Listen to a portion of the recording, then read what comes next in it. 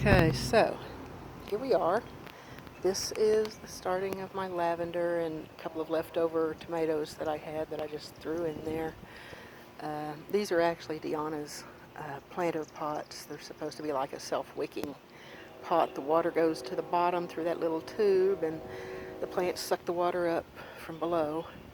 Those are pepper plants. I had to break down and get some new cucumbers and some new okra. There's some leftover of my pepper plants that didn't get planted. And so over here we have a cucumber that's in quarantine. I'm not sure if there's spider mites on it or what, but anyway, I quarantined it. This is my corn and my vining beans.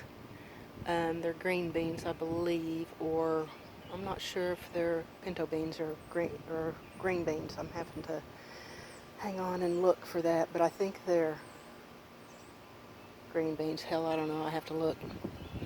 But my corn.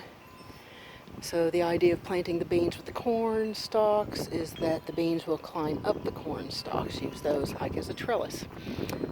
So there's some of my okra that is waiting to be transplanted that I broke down and bought some more of. Those are leftover pepper plants that I think they're banana plants that I just have not gotten around to plant yet. They just sprouted recently. So these are my marigolds that I plant with the tomatoes. So I'm just waiting for my tomatoes to get a little bit bigger to transplant them into my tomato plants.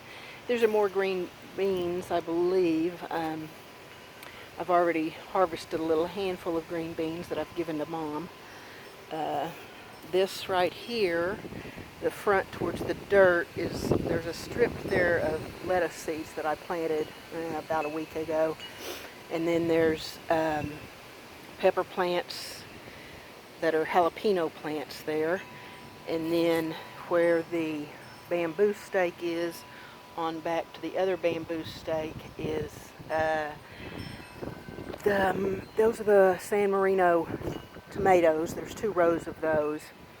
And then there's some more that I transplanted probably about 3 to 4 weeks ago, along with some marigolds that are really doing gangbusters and some lettuce I've been harvesting. Let's see, those back there, that's my grape tomatoes closest to the fence. With those are beans as well, and I think those are my Anasazi beans that are with those grape tomatoes. And I wanted the Cherokee tomatoes. I bought those. Those are heirloom Cherokee tomato plants. And I bought those just because I wanted some, and I'd never had any before, so I kind of wanted to find out what the flavor was like, just in case I liked those. So I bought those along with these taller grape tomato plants back there. And they've already got blossoms on them that have already fruited. I mean, there's the little grape tomato plant berries on them, so they're getting ready to start growing grape tomatoes. And these are towards the front, my monster tomatoes on the front row, and then my beefsteaks on that second row with some more Anasazi beans planted there as well.